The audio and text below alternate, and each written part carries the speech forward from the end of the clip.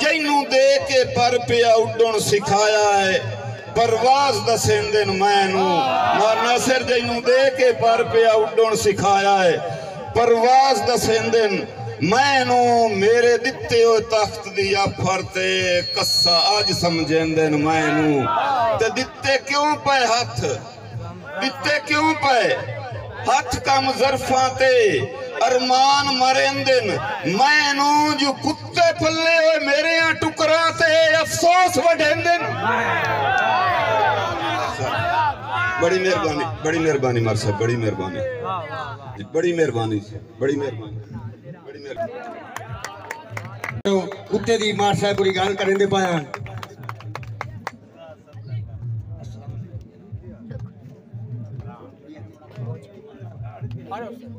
ओ भाई शाह दे टुकड़ा ते पल्ले हुए शाह नु वढेंदे लेकिन मेरा अकीदा नहीं आता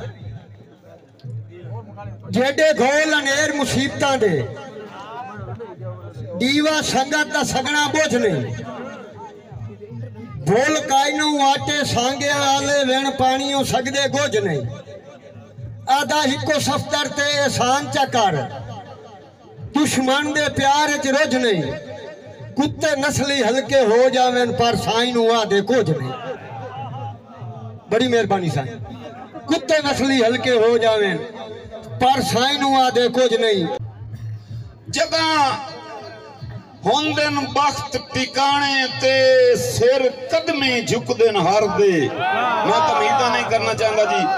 वक्त मद्देनजर रखो कि जदा होंदन बख्त टिकाने ते सिर कदमी झुकदन हर दे